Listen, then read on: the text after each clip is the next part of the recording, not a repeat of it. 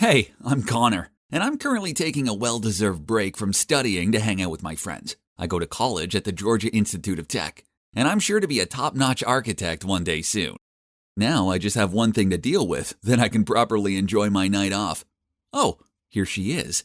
Connor, I can't do this anymore. I don't want to hurt you, but sorry. We should stop seeing each other. Well, every ending is a new beginning. Cheers. I was the master of getting girlfriends I'm tired of to break up with me. It was great, as this way no one could ever accuse me of being a bad boy. What to do now? I reluctantly had to find a new challenge then. Oh, I'm sorry, I was just going to turn this in. That's okay. Just trying to find one more paper. What's your name? I'm Connor, hi. Her sparkling eyes, her shiny hair, her soft hands. But ugh, why was suddenly some nerd dragging me away from the hot girl and into a corner? Before I could ask him what was going on, he started waving a photo of this girl in my face. So it turns out this dude is called Patrick, and the girl in the photo is Paige, his girlfriend. Their parents are both influential sorts and organize their whole engagement. Sounds great, right? I mean, she's pretty cute. But no, he wanted me to find a way to make Paige break up with him. I've heard a lot about you. I need your help. I can't do this myself. Huh? Sure, I get it. A real man will never be the one to break up first. I might be able to help, but first, let's see what kind of person she is. The conversation started to become super serious. From the sound of it, this Paige girl was a genuine good-natured girl with a vulnerable side. So this needed to be handled with extra care, so that there wouldn't be any awkward family provocations from my clients. Perhaps... Nah, this way wouldn't work. Neither would that way. I was about to give up when suddenly Patrick stacked a pack of money, approximately $1,000 on the table. Help me, then it's all yours. Whoa, that was a lot of money to me. It would get me the magnificent PS5 of my dreams. Besides, with my charm and handsome looks, I could make Paige fall in love with me and leave Patrick in no time. Genius! My debut had to be spectacular, so I looked online and hired some people pretending to be thugs to block Paige's path. Then I'd waltz in and rescue her. The plan was all set, so I leisurely walked to the rendezvous spot, but oh no! Who knew those guys were real thugs? They threatened us, asked us to hand over all our belongings, then forced us to go to some abandoned warehouse. Oh my God! The $1,000 was so not worth losing my life for. Yes, I was somewhat afraid, but my flirtatious instinct kicked in, and I turned to Paige and started talking to her. Oh man, she's super sweet. And I noticed that when she talks about something that interests her, she crinkles her nose. She's so cute, but most of all, she's really smart. Why, you ask? Because just an hour later, the cops showed up and arrested the thugs. Turns out, before Paige handed over her belongings, she quickly texted the thug's license plate to a friend and asked her to call the cops. Phew!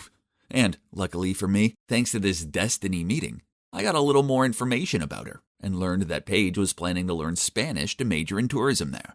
But there's one more important thing. That is, I think I have a crush on her. She's not like any other girl I've met before. I want to win her heart, truly, not just because of the plan. It will be the best of both worlds.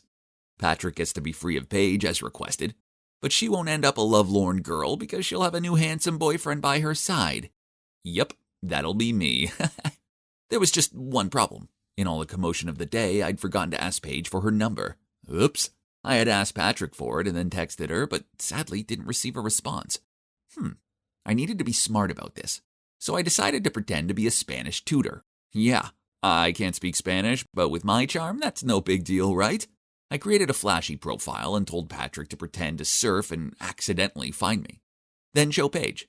And so, ding! Hola, yo soy Professor Connor. But wait, sheesh! If only I'd studied Spanish harder in high school. And now the extent of my Spanish were just a few words I'd picked up from binge-watching Money Heist.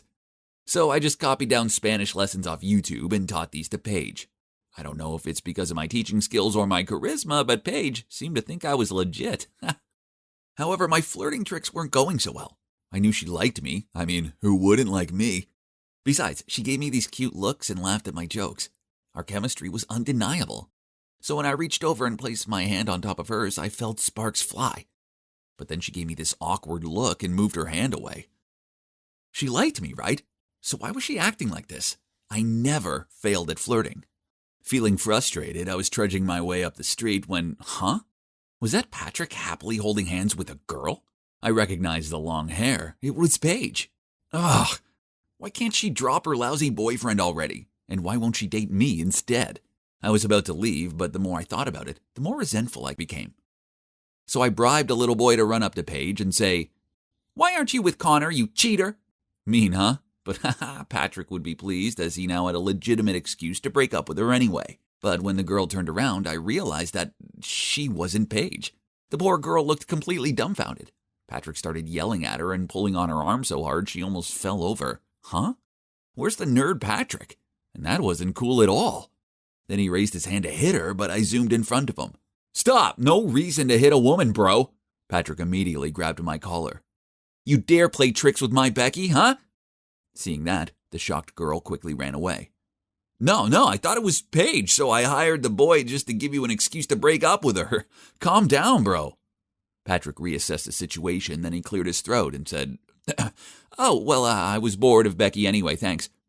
I was still shocked by this jerky side of Patrick when he immediately said, "By the way, you can stop the plan with Paige. I decided I like her now. Lately, she's been so full of life and less clingy."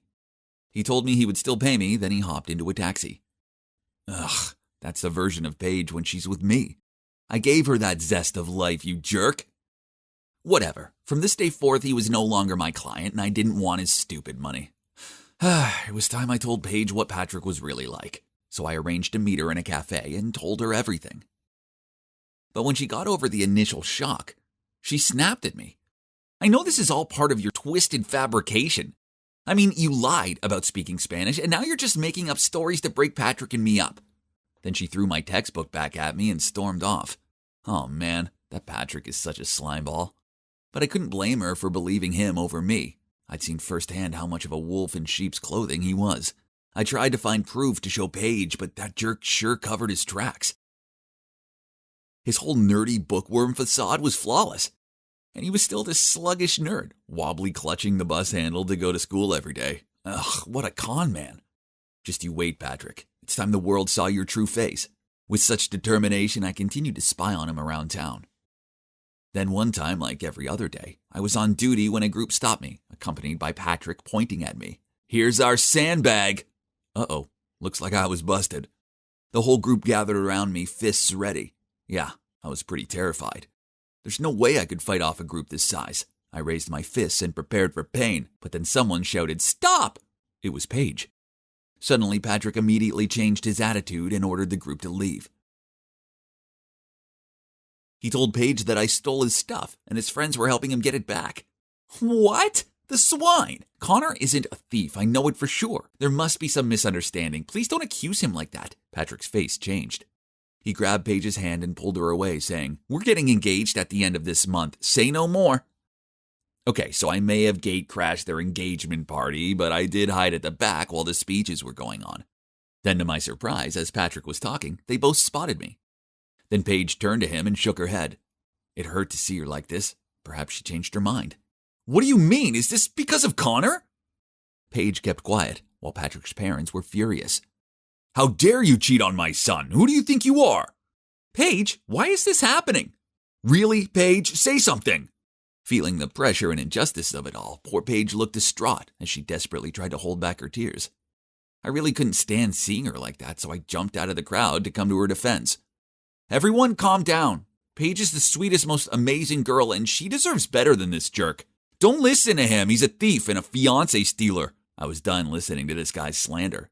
So I threw a punch straight at his smug face. Yeah, the engagement party had sure turned chaotic. I looked at the wreckage in front of me. The consequences that I had caused.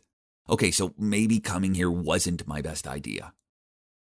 Actually, this was all my fault for ever agreeing to help Patrick in the first place. Or I shouldn't have been a jerk in the first place. Feeling deflated, I arrived home and saw that I'd received a message from Paige. My heart thudded as I opened it. "Thank you for everything, and try to practice your Spanish, as it's even worse than mine. Goodbye." And that was the last text she sent me. After that, I spent a month trying to contact her, but received no reply. So finally, I plucked up my courage to go to Paige's house and was told that she'd left for Spain earlier than scheduled. Perhaps the shock was so huge that Paige wanted to leave this place as soon as possible. It was all my fault. I was the biggest jerk in this story, and now I'd lost the girl. Alas, vengeance is bliss. So I walked inside, went straight to Patrick's table where he was wasted in the arms of a bunch of girls, took a picture, and sent it to his family. What is done by night appears by day, my friend. A few days later, I heard that after being exposed, Patrick's parents had confiscated all of his bank cards. Even his current girlfriend dumped him. Ha! So that sealed the final breakup deal for my special guest. And now, guess where I'm at? Looking for the girl of my life, duh. And this time, I'm going to make sure I don't screw it up. Yes, it's me, Kate, here again. When I traded places with my doppelganger to avoid being stuck in some ghastly summer school, I didn't expect to end up penniless and having to work in some dusty old homestay. But I suppose it wasn't all bad, as I got to meet Bond. So imagine my surprise when I discovered that not only was he a runaway rich kid like me, but I also caught him hanging out with moi. Well, the other me. Ugh! I hired her to pretend to be me, not to be with my man. Looks like it was time to return to my normal life. Miss, without a letter of invitation, I can't let you in. Are you kidding me? Why do I need an invitation to enter my own home? How could they not recognize me? Right at that moment, Clara gracefully got out of a luxury car and entered my house. I shouted over to her, but on seeing me, she gave me a confused look. Then she whispered something to the security guard and went straight inside. Sorry, Miss Kate doesn't know you. Please leave. Huh? How dare she? She wasn't Miss Kate. I was. Did she really think she could treat me like this? Ugh! I'd show her who the real rich girl was. But as I was leaving, I caught a glimpse of myself in a car window. Oh my gosh, I looked horrendous. My once bouncy curls, perfectly made-up face, and glamorous clothing were no more. Instead, I had a greasy ponytail, my skin was completely bare, and I was in worn old clothes. No wonder the security guards didn't recognize me. I barely recognized my own self. Well, well, well. How comfortable it is to be back in my room, doll up again, and just take back what's mine. How did you get in here? This is my room, remember? I can run away by myself, so you bet I can sneak back into my own room. Listen here, fake me. Mission's over. It's time you left. What mission? Are you crazy? Get your filthy hands off my stuff! Wow, immerse yourself in the role much, huh? Enough. Now give me my life back. What if I don't? Don't you dare! You think my parents won't recognize me? Seeing as I've been impersonating you for an entire month without question, I doubt it. Besides, they're on a month-long business trip in Dubai. So, who will help you now, huh? OMG, she was so arrogant, unruly, and obnoxious. Worst of all, she reminded me of someone. Me! Well, the old me. Why didn't I realize before how awful I actually was? Ignoring Claire's defiant face, I took out my phone and made a FaceTime call to my parents. They had to spot it was me straight away, right? Wrong. They gave us both looks of shocked confusion, and they couldn't seem to tell us apart. So they told the two of us to stay at home for the time being while they made arrangements to come back. Huh, is it that hard to distinguish your own daughter from a hick? But anyway, she'll be out of here soon enough. The next morning, we went back to school. Claire looked so trashy in her tiny miniskirt. Jeez, this wasn't a nightclub. Oh, Kate, you look outstanding. Where did you buy it from? That's it.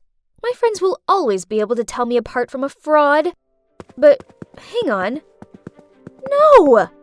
They were moving toward Clara. Huh? Are they actually praising her? Wow, there's another Kate here? But it's a faulty version. A lame one. My panicked feeling increased as all my friends and Clara burst out laughing. You guys don't recognize me? I'm the real Kate, the one you all idolize, the trendsetter around here. Everyone looked at me in bewilderment, and then back to Clara. Look at her pathetic appearance. She's just trying to be a copy of me. After that, Clara and her friends left. Jeez, all it took was one summer away for Clara to turn into me. Ugh, why doesn't anyone recognize me? Seeing Clara living my life with my friends was driving me crazy. I was now seen as the copycat version of my own self. Ugh, no way was I losing to this crafty charlatan. So the next day, I decided to show everyone how charismatic I was. After all, form is temporary, but class is permanent. And soon, everyone would realize who the real Kate was, right? I waited until Clara was out of the way. Then I went over to my group and started recalling some of our old stories that only the real me could possibly know. When Clara returned, oh my, she looked furious. One day, when I just entered the cafeteria, I saw my group making a nerdy girl run errands for them. Poof, your mother is the school's measly janitor, so you two are just our dog's body. Now hurry up and go get us some ketchup. When the girl was bringing it to them, one of them tripped her foot and made her face fall down on the plate of sauce. The whole group burst into laughter. I rushed to help her up and scowled at the clique chic girls. They may have looked stylish, but beneath it all, they were monsters. But worst of all, it was my fault, as it was my group. I'd basically created them. What's wrong with her mom being a janitor? That doesn't mean she has to serve you guys. As I can see, all of your legs and arms are working fine. So go get stuff yourself. Wow, look who it is. Do you all believe she's just a lousy replica of mine now? The true clique chic Kate wouldn't blurt out such nonsense. Clique chic all looked me up and down, then gave me disgusted looks. Too much of a saint. What a hypocrite. Kate would never say that. Obviously, she's the fake one. Those whispers made me so angry that I turned as red as the ketchup. Fine, pretend to be me all you want. But you and I both know I'm the real me, and I'm better than ever. You won't be able to keep up that act for much longer. And then to the surprise of the others, I stormed off. That night, social media was awash with my news. Can you believe I was actually being mocked for being the copycat while Clara was being praised? Talk about ridiculous. I scrolled through my old photos and scanned over some of the thousands of likes and compliments. I'd lived in the admiration of everyone. Ugh. Maybe I needed to go back to being the arrogant and snobby old Kate, and then everything would be over, right? Only I couldn't do it. I couldn't be that heartless and selfish version of myself anymore. So how could I end this whole mess of my own making? There was another way. If there's only one Kate who showed up, there wouldn't be any more fakers. Oh, seems like it's going to be a really good day at school today. But such a shame that our sweet Clara might not be able to join us. Everyone greeted me warmly as they thought that the imposter who was smeared on social media yesterday had been too embarrassed to show her face. Even so, I didn't want to hang out with these stuck-up mean girls anymore. The clique chic group should be disbanded. As I was deep in thoughts, out of nowhere, a nerd blocked my way with a bouquet of flowers. He timidly held them out to me, and people began buzzing and pointing. The girls in the group took pictures of him and urged me forward. That's our Kate with her irresistible charms. Someone's essay's ready for next week. I hesitated, not knowing what to say. I didn't want to accept love from someone I didn't like. People started to frown at my silence. Then a few voices of doubt arose. Why doesn't she accept the bouquet as usual? Perhaps she's not? I saw red. Suddenly, I found this whole pretending to flirt with someone just to have them do our homework absurd. And above all else, it wasn't fair to him. You don't have the guts to do it, do you? Because you're not Kate. Startled, I turned around to see Clara taking the bouquet of flowers from the nerd's hand. I snatched it back angrily. He likes me, not you. He likes Kate, and I'm Kate. That Clara was just so shameless to say that. Did she really think she could be me? Did she think being mean and snobby made her the it girl? How shallow of her. Yes, if it was Kate from the past, I would have received that bouquet and made him do my homework. But the present Kate won't do that. Do it yourself. Stop relying on others to do everything for you. As for you, Clara, let me tell you this. Despite your best efforts, you'll never be me. Once a liar, always a liar, you counterfeit. I was done here. I was the real me, and if they couldn't see that, then whatever. So, I walked away. Suddenly, a hand pulled me back. It was the nerd. Sorry, but I really don't like you in that way. You really don't have feelings for me? Are you sure? Upon his words, he took off his wig, glasses, and the mole on his face. Bond? Is it really you? I was so shocked that I couldn't believe my eyes. Bond handed me the bouquet and said, "You won't say no, will you?" Of course. How could I say no? I led him to an empty classroom to talk. Why are you here? And what's with the disguise? After I left the homestay, I went back home. My parents did what they always do and tried to make out like money could solve everything by throwing an extravagant party. I was lingering out of the way when, to my surprise, you walked in with your family. Huh? What party? Oh, he must mean Clara. He continued. I went over to talk to you, but you acted like you'd never met me before, so it didn't take me long to work out this girl wasn't you. I was worried, so I called the homestay and they said you'd left. Determined to solve this mystery, I went to your school and found everyone was in a frenzy, as out of nowhere 2 Kates had appeared. Both of them were it girls and nothing like the homestay Kate I knew. So, in order to suss out the real one, I disguised myself. And my plan worked. As here you are. You're such a trickster! But I still have one question. Why did you suddenly leave the homestay that day? So, turns out his passion for marine life led him to run away from his disapproving parents and go to a coastal homestay. Only, when he realized from the newspaper that his parents were looking for him, he didn't want to get the homestay into trouble, so he returned home. You should have at least said goodbye to me. I was so down when you left like that. Did you know that? Kate, I'm truly sorry. I never meant to upset you. Actually, I'm kinda crazy about you. After that, Bond drove me home. And guess what? Looks like my parents were back earlier than expected. As for the fake Clara, she'd already fled the scene with a load of my clothes and makeup. But, whatever. At least she'd finally gone.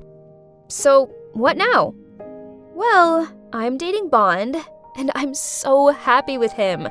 At weekends, I go to the coast and help him with his marine animal research, which is actually a lot of fun. And I don't even mind having salty air lips. I never take my parents for granted anymore, and I never force other students to carry out dumb errands for me. And of course, clique chic was no longer a thing. Everyone at school had grown used to the new and improved version of me. Obviously, I'll always be the it girl who sets the trends, but only the decent ones. Hey there, I'm Evie from Georgia. So, I look like a regular teenage girl, right? Just you wait till you see what I can do. Kids these days are so rude and unruly. I blame the parents. There's just no discipline anymore. See, they don't even respect their principal. But no big deal. I know just how to handle them. There we go. Just a few words and the class immediately went silent. What is this, Mrs. Gardner? That trip was all we've been looking forward to for months. Thanks to everyone's disruptive behavior. Well, to be exact, thanks to the actions of you, 25 out of 300 students, no one has anything to look forward to this year. Okay, then go on, ma'am. Punish us. But why drag the whole year group into this? Other classes will definitely not leave us alone after this. Nobody likes being punished. That's why it works. Now, let's see what your peers make of this, shall we? The whole class was buzzing with, so unfair, abuse of power, wicked witch. Oh my, these kids, always full of energy. Go back to your seats and write an apology letter to Miss Helen, along with a promise to never misbehave again, or else. All of them reluctantly sat down. And there we have it. Oh my god. Who are you? It's just that these unruly students need to learn a lesson for getting Mrs. Helen so exhausted that she ended up in the hospital. And so you just decided to mimic me? Well then, please inform your mum. We will have a talk about this. Here, tomorrow morning. I glumly walked home as slowly as possible. As soon as I walked through the door, Mum was glaring at me. Yup, my mom is Miss Helen, the kindest homeroom teacher ever. However, the kids in her class made her life a misery, which led Mum to get high blood pressure and end up in the hospital. I just wanted to help her, but instead, I just managed to make things worse. Hi, Mum. I'm sorry, but I don't regret what I did. Mum started lecturing me about how it was bad enough that Dad had left and her students were rebellious without me acting like a crazy person. Crazy person? She means the times when I copy the people I want to be? But that's my hobby. I inherited that passion from my father, a famous special effect makeup artist. The feeling whenever I successfully transform into someone else is awesome. And it also helps me feel connected to my dad, even though I haven't seen him in a long time. It all started when I was 13, and Dad helped me dress up as my fave idol for the school festival. Dad taught me how to analyze the character and practice the disguise. Bold eyeliner, smoky eyes, contouring, plus the bodycon outfits. I looked like a real CL from 2NE1. My friends loved my new look. So over the next few years, I masqueraded into many different people, including Lady Gaga, Avril Lavigne, Miley Cyrus, and Sia. The feeling that my makeup talent was that admired and anticipated was just really addictive. Hey, is it Billie Eilish this time? Why not Taylor Swift? I love her so much. I've always done whatever I want, and always been exactly who I am. Wow, you got that spot on. Are you a shapeshifter or something? Needless to say, once I imitated someone, I made sure I got their gestures and mannerisms just right. My talent didn't stop at awesome makeup. I was trying to collect things from my locker when a stampede of students raced past me and almost knocked me off my feet. Huh? Who was that strange and rather handsome guy they were chasing? Look at him swaggering. Does he think he's Donald Trump or something? That's Xander. He just transferred here. Keep your voice down, by the way. You don't want to annoy his fan base. Poof. I'm not afraid of those way too girly girls who go crazy for boys. Huh. No one scares you, do they, Evie? Now let's go have some granola. Leo may like boring granola, but no thanks. I'm having a hamburger and fried chicken. Billie Eilish is not the type to turn down delicious food for health freak nonsense. Oh, there's that obnoxious Xander again. But this time he's all over Kayla, the snooty hot girl from my class. A boy approached me asking to take a selfie with me, then suddenly I heard a scream. What do you think you're doing? I turned to see what was going on, and saw Kayla going ballistic at some poor girl who'd accidentally tripped over and fallen into Xander's lap. What on earth do you think you're doing? Take a look at yourself before trying to attract my man. Ugly doofus. How snobby. Did she think her beauty was that splendid to help her keep her man? But not with that empty head, girl. After a few days of research, I showed up at school looking just like Kayla. I'd perfected everything, from her blonde hair, makeup, clothes, walk, and voice. Honestly, this time I was quite nervous. Dressing up as someone I actually knew was always extra scary, especially when her friends were walking over. Wow, that dress is so chic. You really are the fashionista of our school, Kay. Come on, Xander's waiting for us on the sports field. Please, do you think I really want you around? I'm just taking advantage of you. And you keep following me around like a pet. It's so tragic. Are you crazy? I know you like Xander too. I see the gooey looks you give him. When I'm done with him, I'll consider giving him to you. I walked away, leaving the girls freaking out.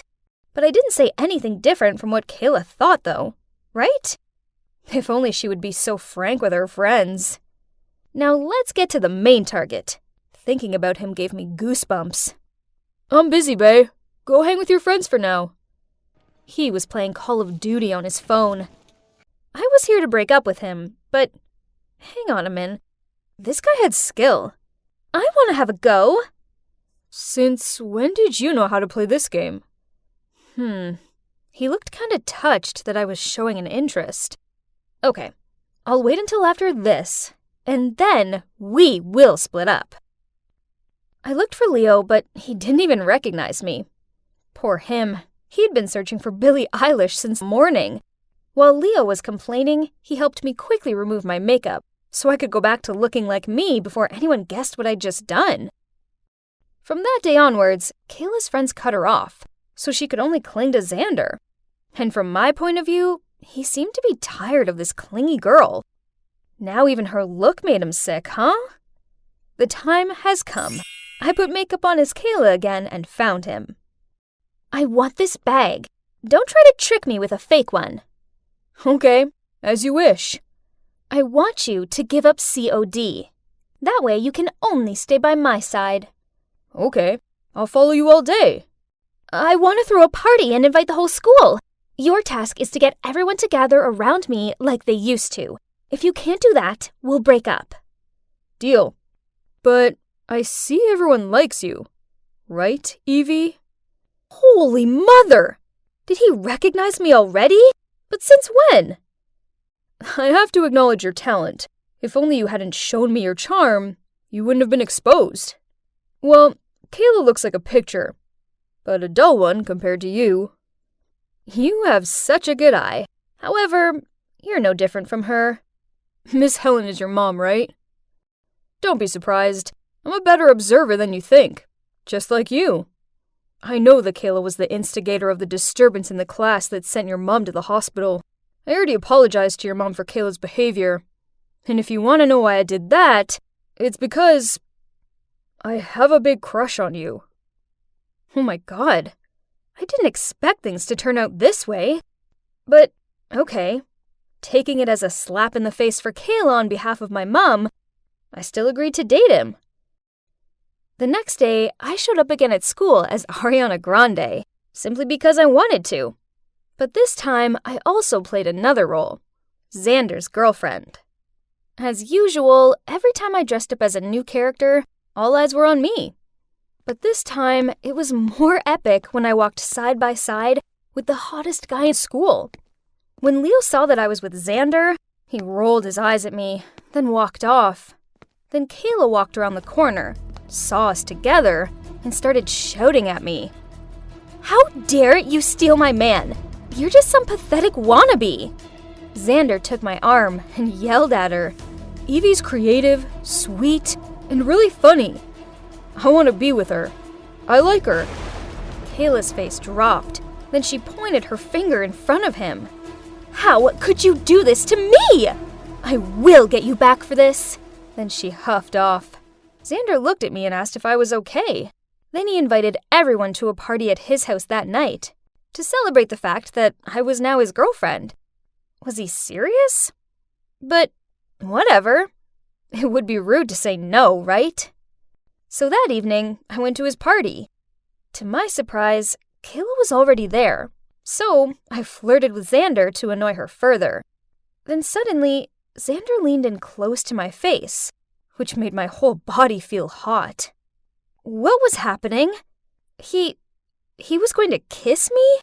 But then he whispered in my ear, "You haven't told me how you feel about me yet."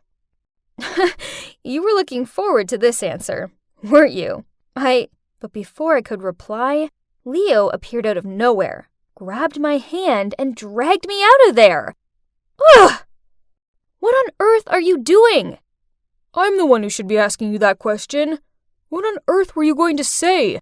That I have feelings for you too? This whole thing is a setup between Xander and Kayla to humiliate you. Lucky for you, I arrived just in time to overhear Kayla talking to her friends about this dirty plan. Are you done talking? Do you really think I'd fall into their trap that easily? I already know their dirty tricks, and I was about to tell everyone what jerks they are. But then you showed up and ruined my plan. I don't care how clever and perfect your plan is. How long are you going to continue this tiring game of dispute? They think just because they're both hot that they can treat everyone else like they're puppets. Well, I've had enough. Evie, you're better than this. I don't like this revenge-seeking version of you. Can you please just stop it and go back to normal? Leo walked away in a huff and left me out here alone in the street. I stormed home and took off my makeup. Why was Leo so mad at me? I did nothing wrong. The gentle Leo I knew never had gotten mad or even went against my will, and was always the most enthusiastic supporter every time I imitated someone. What had gotten into him? I called him continuously, but Leo turned off the phone. Ugh. I felt so alone, it was horrible. Then I heard a knock on my door. Mom peered her head around it. Seeing me upset, she came over and cuddled me. It felt good having her comfort me, so I ended up blurting out everything to her. It sounds like Leo was just worried about you. But as for Xander and Kayla, they're not worth your time or effort. Don't become someone you're not just to get revenge on people who don't deserve you. But suddenly, I heard rustling outside of my bedroom window. Then Leo poked his head through it. If you're not tired, then keep copying. You keep following me around like a pet. Go live your own real life. Mom and I both laughed along with him.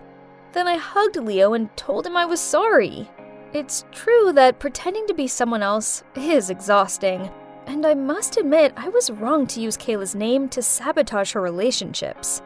Tomorrow, I'll find her and apologize, even though I don't want to, but I have to find a way to end this peacefully. Then, I can focus on just being me for a while, without any of the drama. Wow, this cake tastes like heaven. I reached out to grab another piece when I heard a growl behind me. I told you to be graceful, didn't I? Then, Mom pulled me over to greet this smartly dressed couple. Ugh, again. They looked me up and down, then said, I heard that you're a gifted pianist. We would love to hear you play. Huh? Piano? I'd never played it before in my life. Before I could say a word, Mom chimed in. Unfortunately, Phoebe's just sprained her wrist. Maybe next time. I looked at her confused. Why would she lie like that? Jeez. Mom, why did you say that I could play the piano? Ah, yes. I may have bragged to them that all of my adopted children are excellent. What can I say? All moms boasted about their kids, right?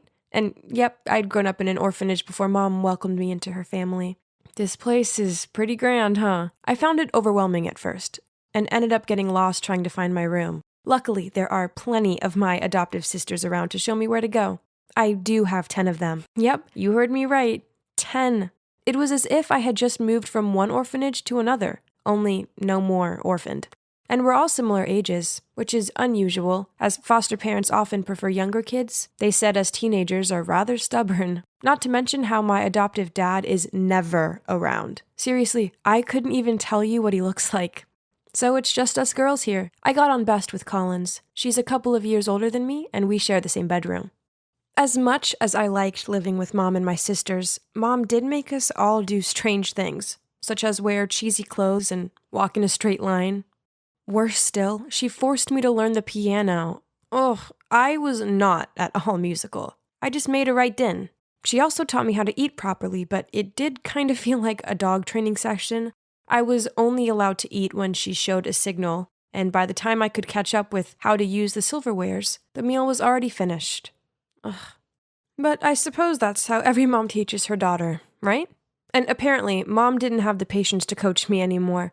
So she handed me over to Collins, her star daughter. We spent an hour every day talking together, or rather, she gave me pointers on how to talk correctly. Collins said I needed to control my volume because I had a tendency to shout my words and it wasn't very ladylike. I had to whisper at the same volume as her and also choose my words carefully to show intelligence and grace. Ugh, maybe it'd be easier if I just didn't say anything at all from now on. Aside from Collins, I didn't have a chance to get to know my other sisters, as Mom made each of us pursue a different aptitude. Then we had to perform for her on our monthly assessment. Mom's overall very gentle and caring, but too strict when it comes to training. So we all have to spend a lot of time and effort in practice. One day I was trying to make sense of the music sheet when I heard Lexi complain, "Ugh, why does Mom force me on this mission impossible? So boring." What? At least ice skating is 1,000 times more fun than the piano. If only. An idea popped into my head. That night, I went to my mom and timidly said, "Mom, I want to switch from piano lessons to ice skating. I can exchange with Lexi. What? No. But why? Lexi doesn't even like ice skating. Well, it's because I can see potential in each one of you, so it's impossible to switch." Frustrated, I went back to my room and began whining to Collins, but she thought that it wasn't a big deal. Mom knows what's best for us. Well, that I'm not too sure about, yet we didn't even get to go to school. As Mom said, her homeschooling was enough. While I only found her method rather strange, I've dreamed of this perfect life with an amazing mom, but Mom was never very affectionate. It didn't matter how much we studied or tried to perfect our chosen hobby. She never cuddled or praised us, not even Collins, who's the smartest girl here. I was desperate to impress Mom, so one time I spent ages making this Portuguese appetizer for her, but all she did was take one bite and say it was okay. I asked her if she didn't like me, but she just replied in a growl tone that she was helping us to have a high position in society and a bright life. But I don't need those things. I just wanted her to like me. This place is so stuffy, and the only time that I can actually breathe is when I'm on my Friday morning bread buying errand. Ugh. Then suddenly someone patted me on my shoulder, which startled me so much I dropped my stuff. "Hey, it's really you. But is something wrong with you? Why the strange walk?" "The only thing I'm good at is buying bread, but now you've ruined it. See?" Jet stooped down to pick it up for me. He was still as rude as ever, but I still found myself jealous of this free spirit off him. We used to be a perfect match at our orphanage, and quite embarrassing to admit, but I was very naughty back then, and often shoplifted with him. "You could go steal some more. Remember our tricks?" I have to tell you 3 things. Firstly, I've been adopted. Secondly, my adoptive family is wealthy. And finally, I'm being educated to be a noble lady, so no more stealing. That's ridiculous. I also have 3 things for you. I've been adopted too. My parents love me so much. Oh, and they're cops. We looked at each other and burst out laughing. So we were both caught, weren't we? Jet and I sat down on a nearby bench to catch up, and when I poured my heart out about my new family, he interrupted me. "Sounds strange to me. Why would they only adopt teenage girls? And what are those training lessons and monthly evaluations for?" Then, Jet insisted that he would investigate my adoptive family. That's silly. But anyway, it's fun to reunite with a friend, and we agreed to hang out every Friday after that. And here comes my first assessment. Of course, I couldn't even play a simple melody, so I had to study for 3 more hours every day. My sisters suffered even more. Kinsley was forced to abstain from food because she weighed 2 kilograms more than the standard. In contrast, Willow had to eat continuously at night in order to gain 5 kilograms. If it's to this extent, then it must have not been simply for the sake of the casual boasting of a mom, right? On the next Bread Friday, I told Jet about last week's assessment. He firmly stated that there was a problem with my family. I don't think so, Jet. Mom just wants the best for us. Listen, Phoebe, I think she trained you guys on purpose. Each of you has to be good at a certain subject, just like the shopping orders. Orders? Don't go too far. You know Kobe beef? Cows are made to listen to music, given beer to drink, and massaged, but in the end, you know what the outcome is. Oh no. Is that what this is? Mom always said that she would give us the best life as long as we worked hard. Were we being tested and stamped like those cows? One day, I came home to Collins excitedly packing her suitcase. Mom said she's taking me to a new school tomorrow. So Collins was leaving? But where? I'll miss you, sis. Text me when you get there? But days passed without a word from her. I asked Mom, and she said that Collins' hard work paid off, and she'd been accepted into a prestigious school, but they had a strict no phones rule. Huh, that sounded sus. So I told Jet, and he insisted I report the case. Another Friday, Jet and I met at a church near the bakery. Why did he choose this boring place? I was looking around when I saw a group of schoolgirls coming out of the church. They all wore the same dull uniform, had their hair neatly tied back in a bun, and all obediently lined up. Then there I saw her. Collins? I was about to rush over to greet her, but the glare of the woman accompanying her scared me off.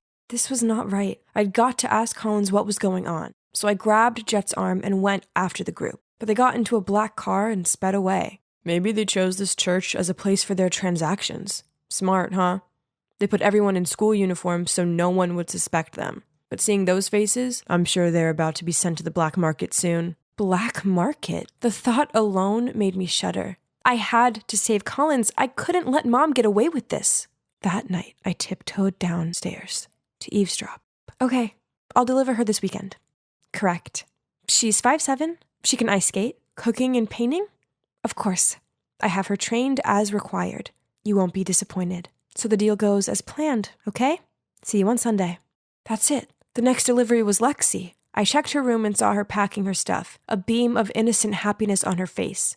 I quickly texted Jet, and he immediately replied, "Just wait at home calmly. Don't act without thinking. I'll figure something out." That night, I couldn't sleep a wink. I was so terrified something terrible would happen to Lexi. So early the next morning, as soon as I saw Mom and Lexi getting in the car to leave, I snuck into the trunk, lay there without making any sound, and sent Jet the location. The car took a long time to stop. Had we finally arrived at the transaction location? When it seemed safe, I carefully climbed out and saw Mom talking to a fastidious-looking middle-aged woman. What did Mom say that made Lexi so panicked that she kept clutching Mom's hand? The woman handed Mom a rather thick envelope, then grabbed Lexi's hand and dragged her away. God, where was Jet? I couldn't just sit still like this and watch my sister being taken away. Let Lexi go!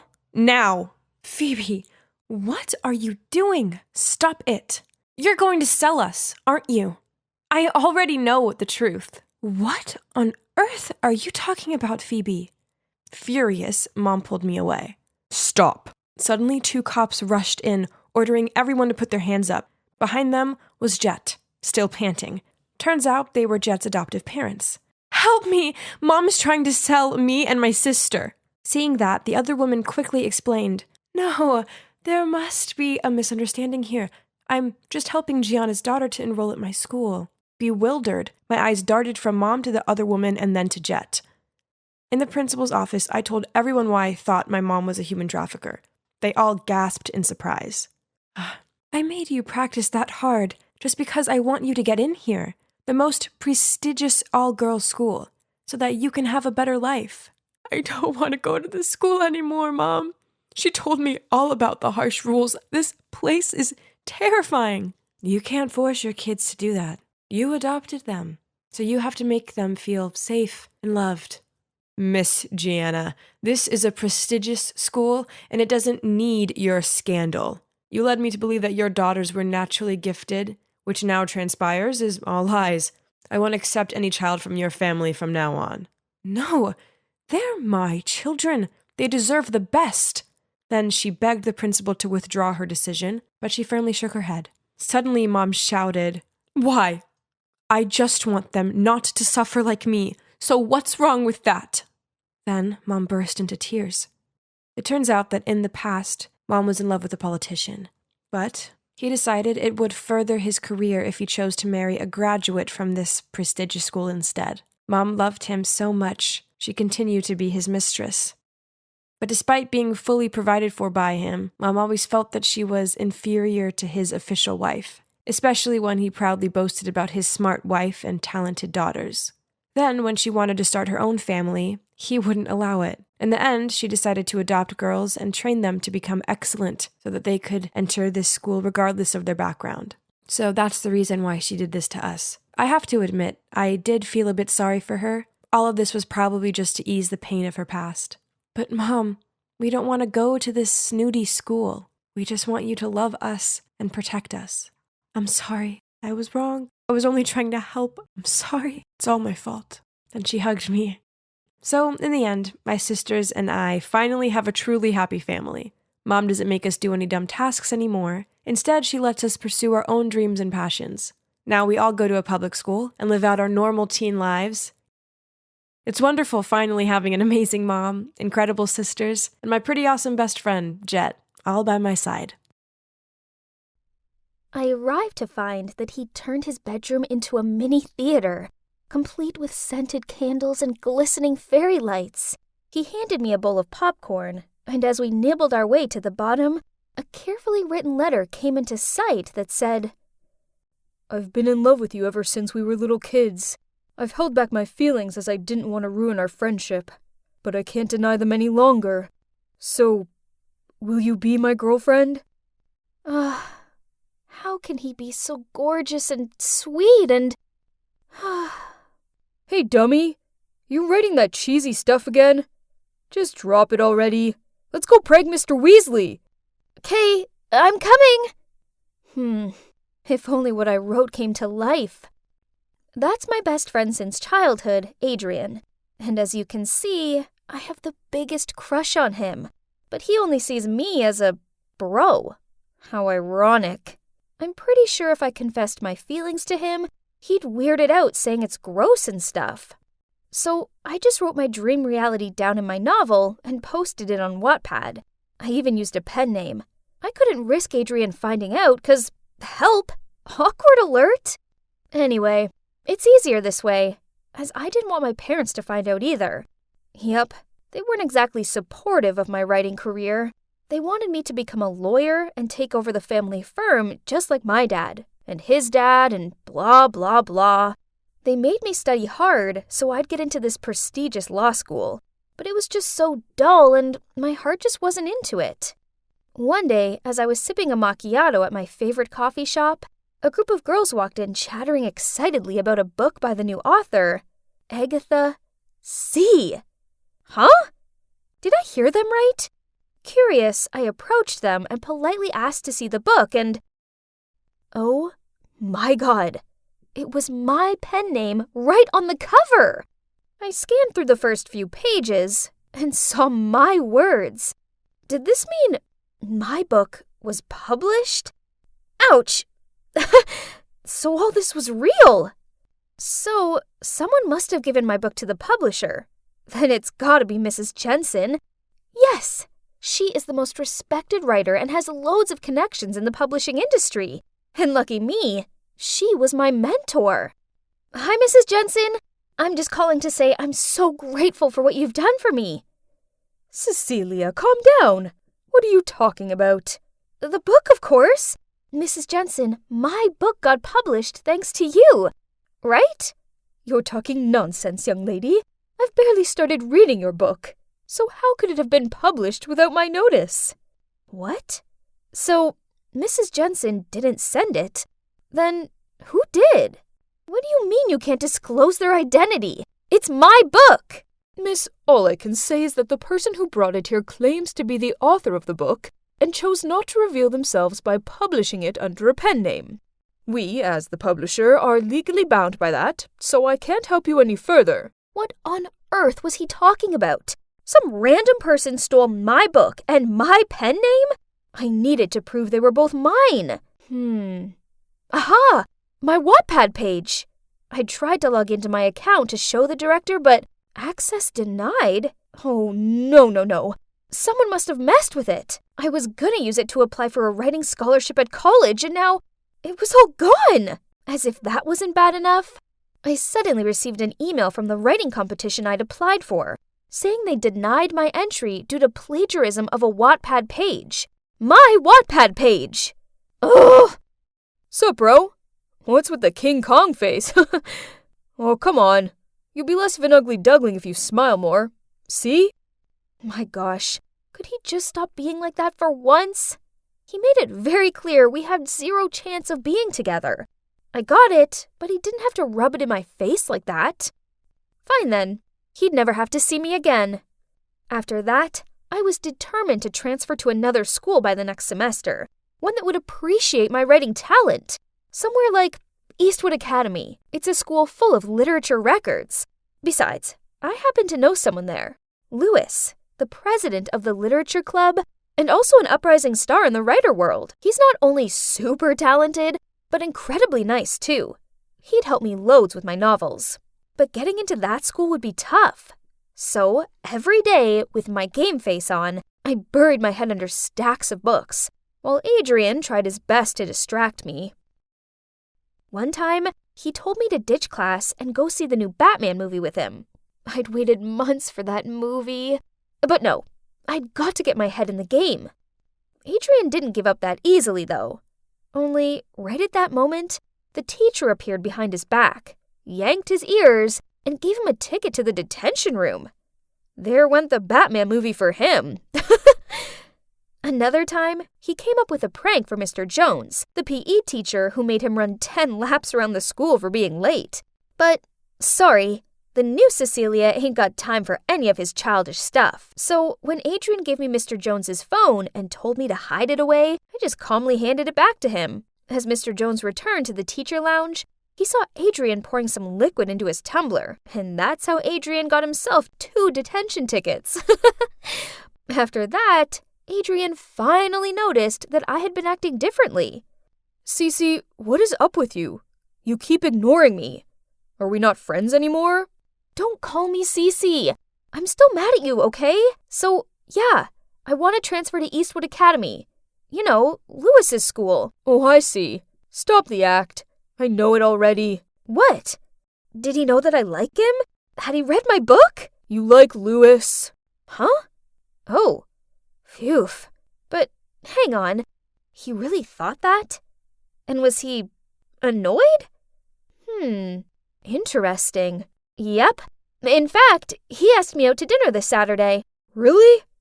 Okay then. I'll go with you. Can't trust this guy.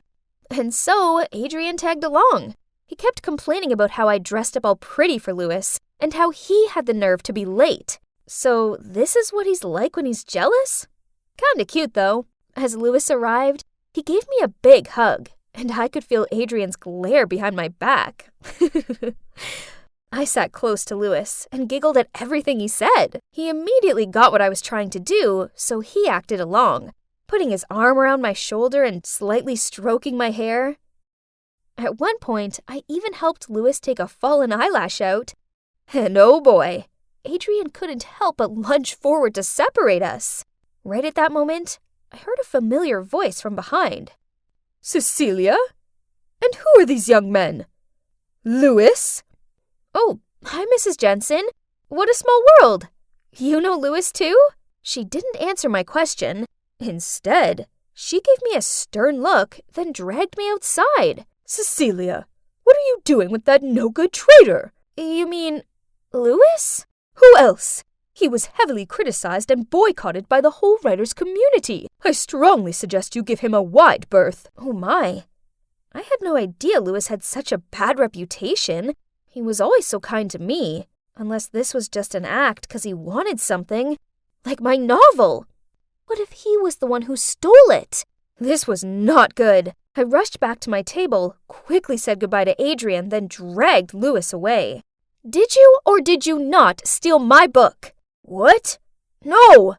Did Mrs. Jensen tell you that? Turns out, he used to be Mrs. Jensen's brightest mentee. Then he fell in love with her daughter Demi, and they started dating behind her back. But then out of the blue, Demi suddenly broke up with him. Heartbroken, he cut all ties with her and her mom. But Mrs. Jensen took offense at this and had been on his back ever since. Gosh, now my head was spinning.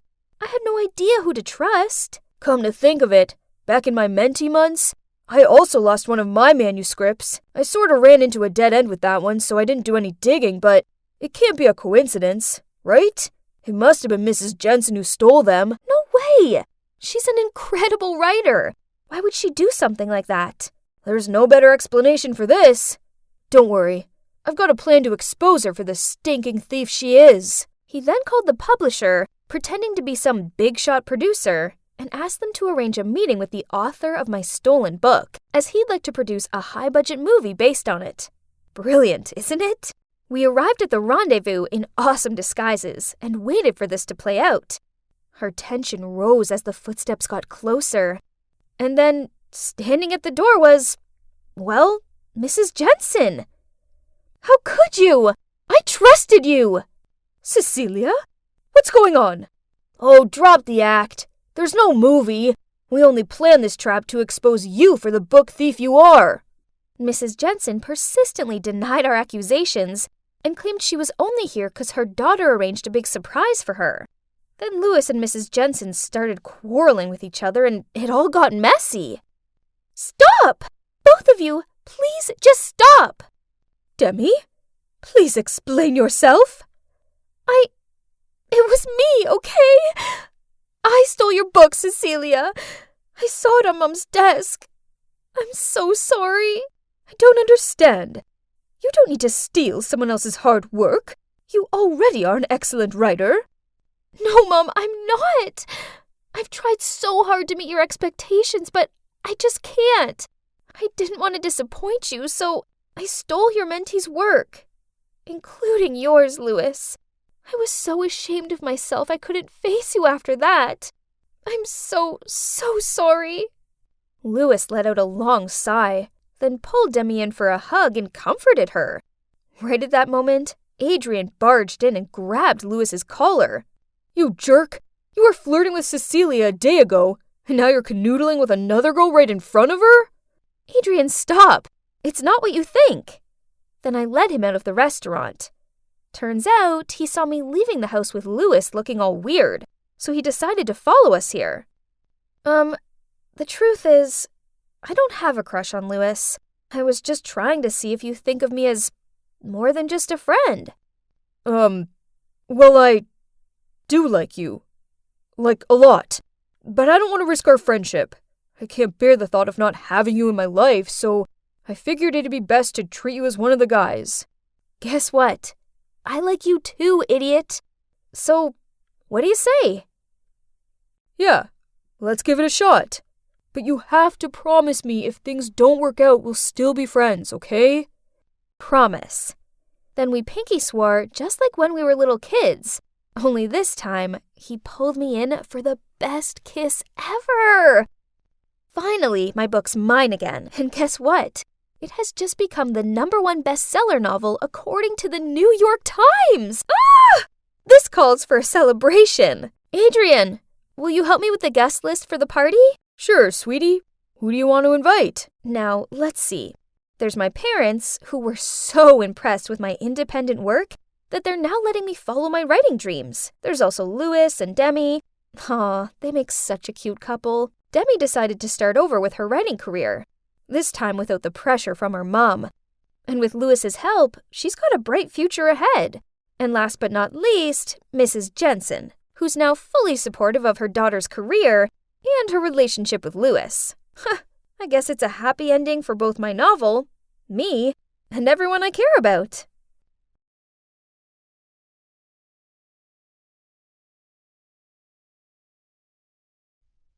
So, my dream of conquering Hollywood and becoming a world-renowned actress is finally beginning. Today is my first casting. Oh boy, I hope it runs smoothly. Now I just have to change my clothes. I heard that Jenny Sinclair is here too. She's bound to get the main role, as her billionaire dad is too influential for her to not to. Ugh, you mean Jenny? The talentless eye candy? She's nothing special. Her dad's loaded, and it's rumored her mom is a famous actress. But after giving birth to her, she abandoned her for a movie role. This is so unfair. How are we meant to compete with some rich girl with a paternal sob story? Yes, I'm Jenny Sinclair, the daughter of billionaire Rod Sinclair, and the rumored daughter of a mysterious famous actress. People think growing up in wealth means my life is super easy. Wrong! My dad refuses to talk to me about my mother, hence, even I myself don't know who she is, and Dad is also completely against my acting dreams. You see, I definitely needed to win this role on talent. Then they'd all take me seriously. It's almost my turn. I'm so nervous. The movie's called The Servant, so the main role is for the part of this maid, and Mrs. Sharma, a veteran actress who had just come back from Hollywood, will play the role of the ruthless mistress. This is it. Fingers crossed I don't forget my lines. Next, Jennifer Sinclair. Ignoring the buzzing gossip behind me, I confidently stepped onto the stage and smiled at Mrs. Sharma. She seemed a little surprised when she saw me. Fetch me a cup of chamomile tea. I was walking with the tray when...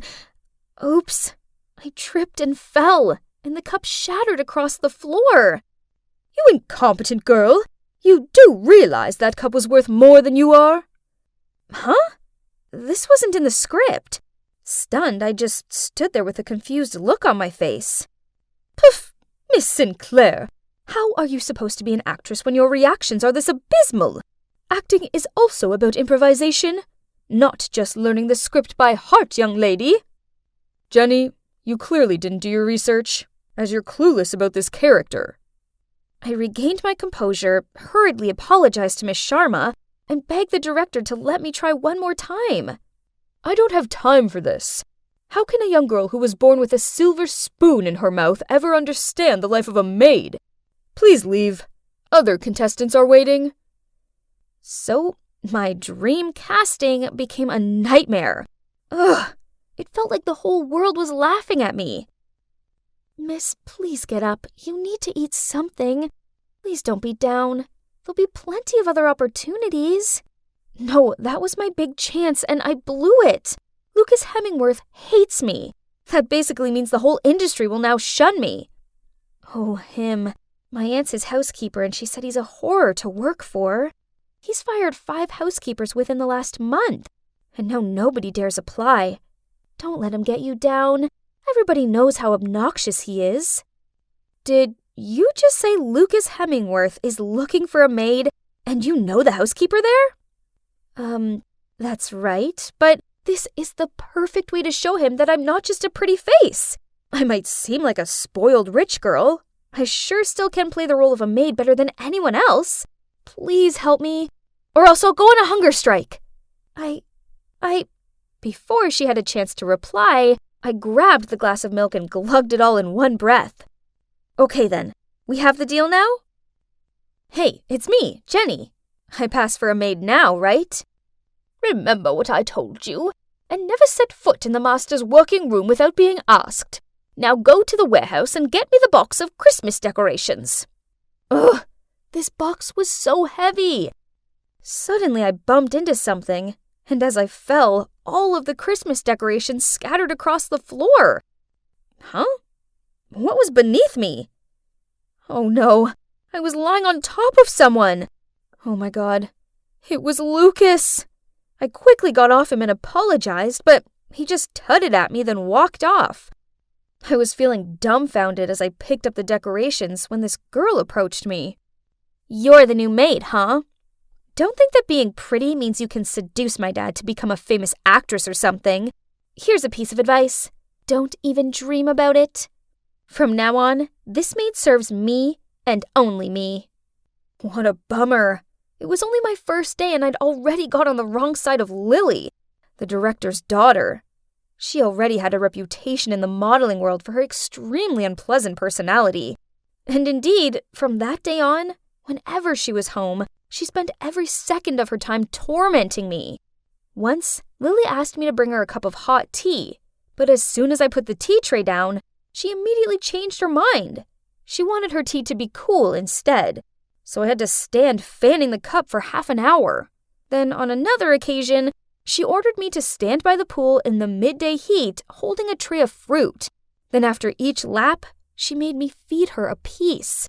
It's not surprising I ended up with heat stroke and fell into the pool, which must have been extremely funny to Lily. Ugh. Well, she who laughs today may weep tomorrow. The next day, while watering the roses in the backyard, I caught sight of Lily acting out the part of the maid in front of her father through the living room's window. It seemed that she wanted to take the lead role in the movie too. I think you should just focus on your commercial advertising projects. You haven't learned the lines, and your fake crying is terrible. Do you even know which book this movie is adapted from? Then he just left, leaving her with her tantrum. At that moment, Lily caught me standing there laughing. So, as punishment, she ordered me to clean every single book in the library. Ugh! Whatever. I liked books anyway. Standing on the ladder cleaning, I happened to see the original copy of The Servant, the book the play is based on. I took it off the shelf, when suddenly, the sound of the door opening startled me. I quickly put the book back and tried to climb down the ladder, but then I misplaced my footing and... Ah! Firm hands grabbed my waist and guided me onto my feet. They were wearing a hoodie, mask, and sunglasses. OMG. Had a thief just saved me? Who are you? How did you get in? This is trespassing. Do you realize whose house you're trying to rob? And you, do you know who you're talking to? Thief. Ridiculous. Then he pulled down his hood and took off his sunglasses and mask. Oh God. It was Jack Jerome, the hottest actor on the scene right now. Before I could react, Lily's high-pitched scream startled us both. Jack, you're here! It's so exciting that you're staying with us for the next few months. I'm such a huge fan. To Lily's dismay, Jack ignored her, then coldly walked out of the room. So, turns out Jack's been cast as the male lead in The Servant, and to avoid adding to his already scandalous past and thus affecting the movie, Lucas insisted he stay here during filming. Anyway, even though I didn't like Jack at all, at least him being around meant Lily was too busy clinging onto him to pester me. These days, I often take advantage of the late-night cleaning time to study the original book. The last audition is coming up, and I have to understand my character better than anyone else. I was cleaning the kitchen while reading when suddenly I heard footsteps. Who could it be at this time? So, you like this book? It's confusing though, right? Are you suggesting a mere maid like me isn't smart enough to understand it? I have no idea why you're cast as the warm, kind-natured, sincere part of Alfred. You're clearly the opposite of him. It's called acting, sweetheart. So are you saying an actor must be exactly like their character in real life? Then shouldn't you be more cautious, since I just played a murdering lunatic in my last movie? He's really unpleasant. Arguing with someone as arrogant as him was pointless. I'd just taken a few steps when I slipped over, but Jack reached out and grabbed my shirt tail, which helped save me from falling flat on the ground, but caused my shirt to tear. I blushed in embarrassment and tried to fix it. Here, have this, he said, as he quickly took off his jacket and placed it around my shoulders. At that moment, out of nowhere, Lily appeared. On seeing her, Jack hurriedly left the kitchen. She stormed over to me and yanked his shirt off me. What now? Changing your target already? But let me remind you, you're just some dumb maid. Jack's mine? Oh, poor Lily. You delusional girl. I'm not interested in Jack, but it doesn't take more than a glance to tell he's not remotely interested in her. Because of yesterday's incident, Lily made me wake up at 4 a.m. to bake probably all kinds of cakes that exist on Earth. I'd just finished decorating the last batch when she rushed into the kitchen, snatched the apron and gloves off me, then put them on. I didn't have time to understand what was happening when Jack walked in and she quickly held the plate out to him. Have a bite. I got up early to make it for you. What a fake. Jack was about to pop a piece of cake into his mouth when I realized it was almond. He's allergic to them. Stop! That cake has almonds in it. Here, have this one. He took the cake, then winked at me before he walked off. Yeah, his personality sucks, but oh boy, how to resist that strong jawline and those beautiful deep eyes? Naturally, Lily was furious, so she forced me to make tea. But no matter how much she knocked on Jack's door, he wouldn't open it for her. So she angrily threw the tea tray on the ground and yelled for me to clean it up. Oh my, it was such a mess. The carpet was tea-stained and there were bits of chipped china everywhere. I started picking up the pieces when, ouch, I cut my hand. Jack immediately opened the door. Then on seeing my bleeding hand, he quickly led me into his room and helped me bandage the cut. I didn't know he had this warm side to him. How surprising. This weekend, the director's having a small gathering for the film cast and crew, so my time was taken up with the preparation for this. Now I was confident to say that I had fully understood what it's like to be a servant. There's no housework that I hadn't tried. I also accidentally lied to the housekeeper that I used to be a bartender, so she assigned the cocktail making to me. I was trying to get my head around the recipe of a cosmopolitan when Jack walked in. Pretty good, but perhaps it needs a little more cranberry juice. You want them merry, not passing out. I know all the guests coming, so I can give you hints on what cocktails to serve them. That's a good thing. I could ask him more about my future co-stars. The two of us talked passionately about wine, cocktails, and the servant book. Turns out he's actually quite sweet, and nothing at all like those ego-driven swine the press portray him as. While talking and drinking, I felt a little dizzy. Suddenly, Jack approached me. Actually, I find you quite captivating, so you can quit playing around now. Playing around? Huh? You think I like you? You're drunk. I was about to leave when Jack stopped me. You're always falling over in front of me. You remember my almond allergy? You're reading the book I'm cast as the lead in. If you don't like me, how come you've been with me this whole time? I looked at Jack confused. Honestly, every time I faced him, I felt my heart skip. Seeing me blushing, Jack gently lifted my chin and placed a sweet kiss on my lips. Right then, a scream made me jump and almost fell over again. Ah! What on earth are you two doing? I frantically ran out of the kitchen, leaving Lily screaming behind me. I sat outside by the pool until I regained my composure. That was unexpected. My first kiss was with Jack, the scandalous actor I hated the most. I think I needed to leave before things became even more complicated. After composing myself, I went back to my room to start packing, and saw my clothes were thrown across the ground, and there, sitting on my bed with a smug look on her face, was Lily. She waved my passport and script in her hand. Jenny Sinclair, it appears I know your secret. How humble of you to lower yourself to play a maid just to get a movie role. Imagine the scandal if the press found out about this. No one would dare to cooperate with a snake like you. I angrily grabbed my things back, but it didn't work. Lily even pulled out her phone to film and threaten me. Do what I say, else this video goes viral. Then not only will your daddy dearest know you've been scrubbing toilets all day, but imagine the damage your lies will do to his precious reputation. Ugh! She was messing with the wrong girl. My method acting experience was over. I was done being her puppet. It's time she realized who's the true master of this game. Sir, we're looking for the nearest landing point. Our helicopter has lost 2 engines. Mayday! Mayday! Mayday! Jetfly 457. Do you know who I am? I am Mr. Anderson's daughter. I insist you find a way to save us immediately. Poof! Money isn't going to save you now. The best thing to do is be quiet and pray. No, it can't end like this.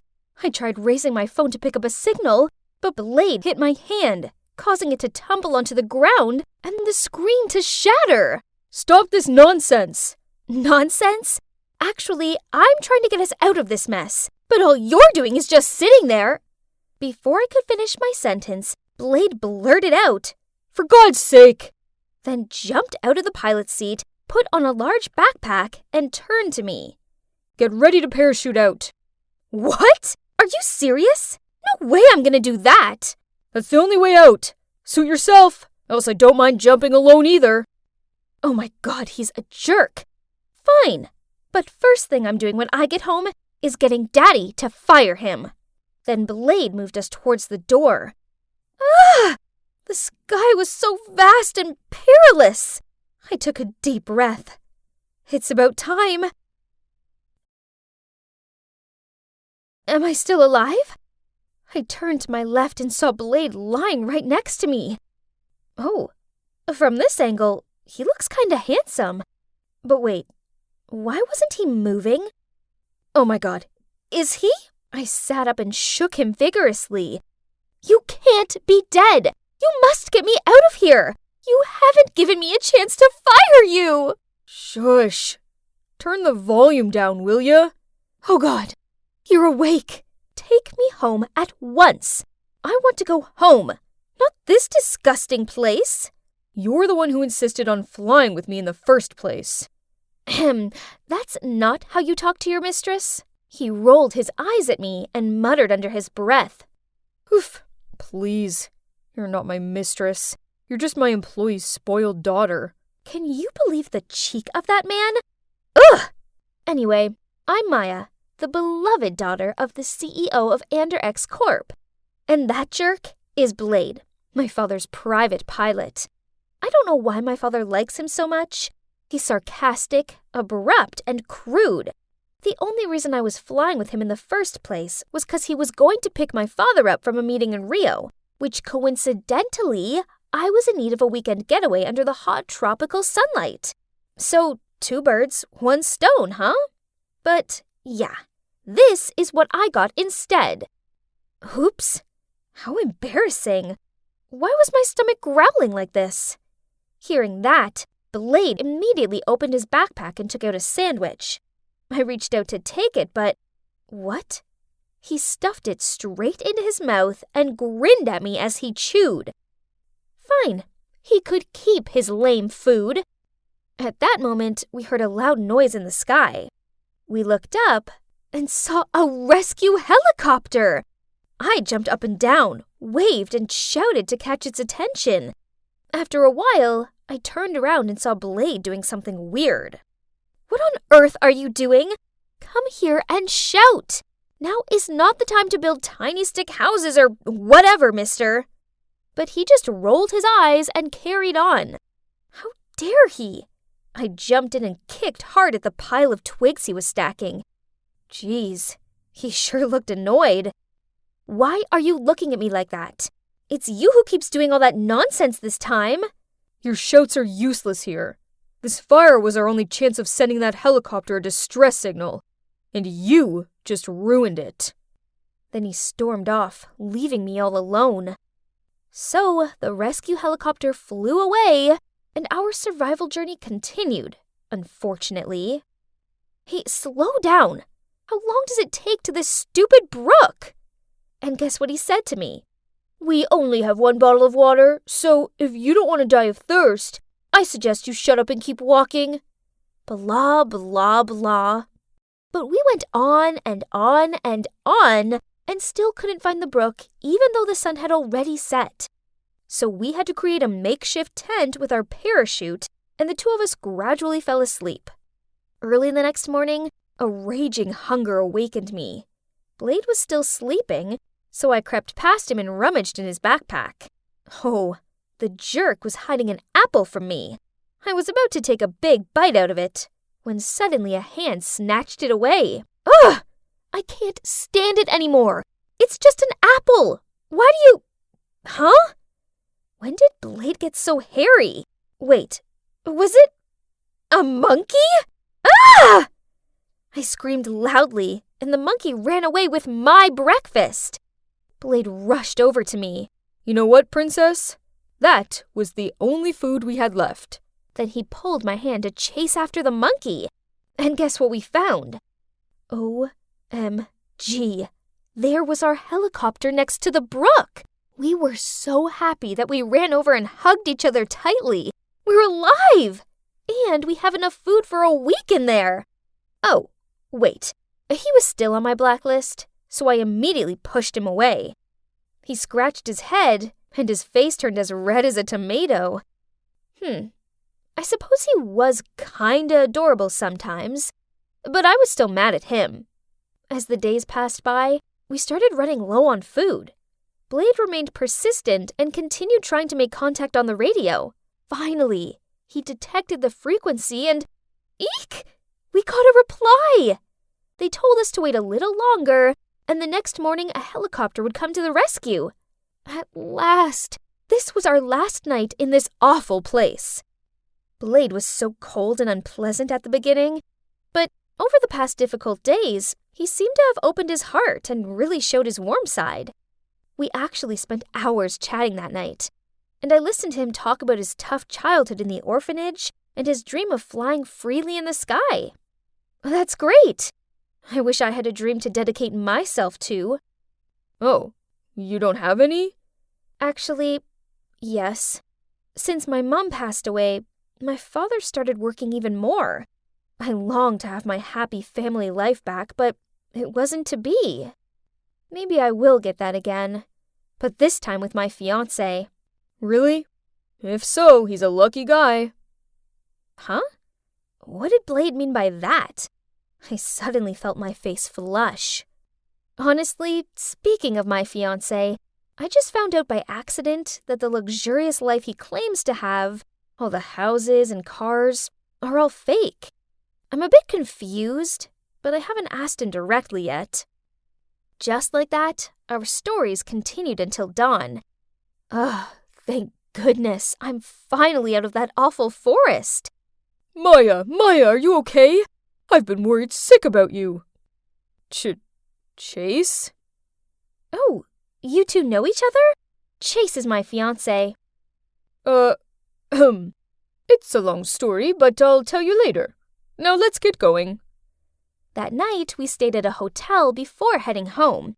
And oh boy, it sure was good to be pampered again.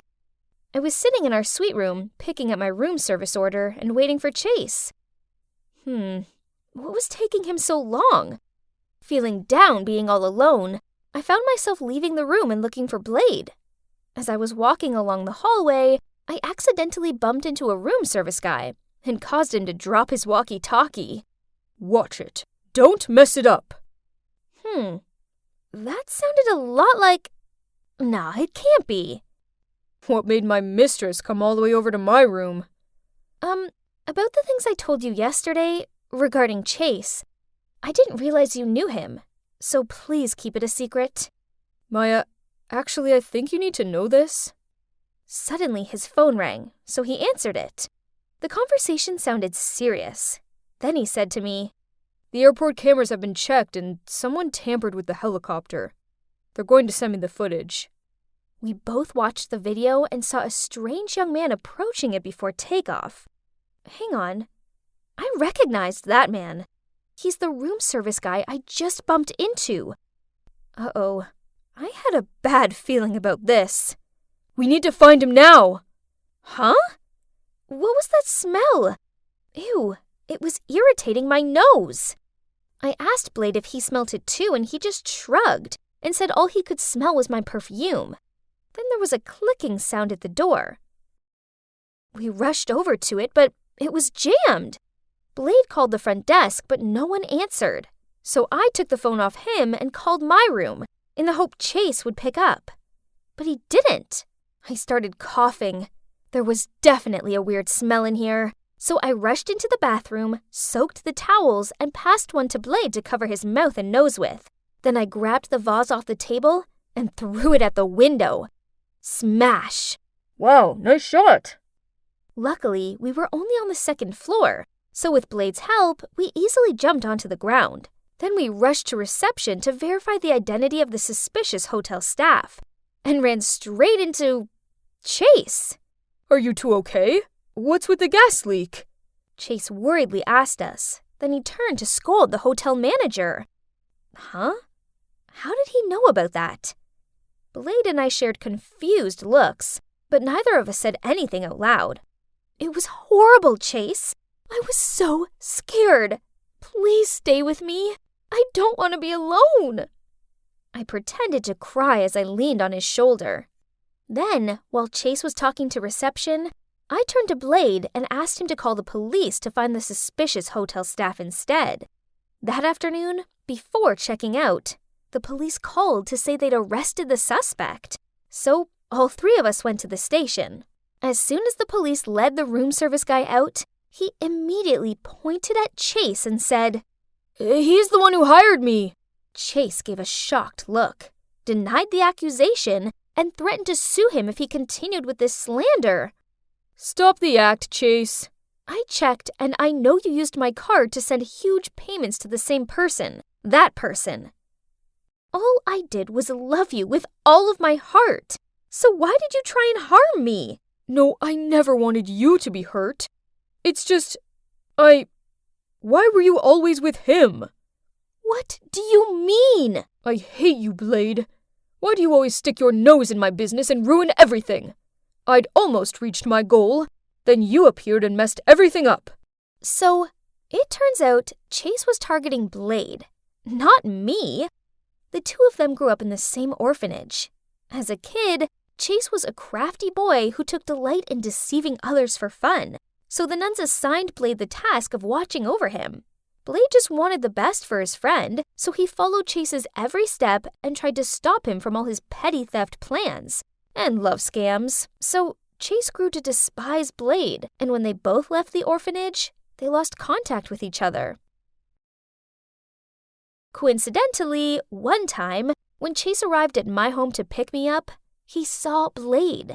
So fearing that he'd expose his underprivileged background, he planned to get rid of him forever. I don't care how much money you have. I already know your flashy wealth was all made up, but I thought you had your reasons and weren't comfortable enough to tell the truth. But it didn't matter, as I still wanted to be with you. However, what I find unacceptable is your deceitful and cruel nature. I never want to see you ever again. I burst into tears, and Blade comforted me. As for Chase, he was still begging for me to forgive him as the police dragged him away. It took me a long time to come to terms with what Chase did, but luckily for me, I have Blade to look out for me. Yep, that's right. We're now an official couple. Finally, I have the kind, loyal, action man boyfriend of my dreams.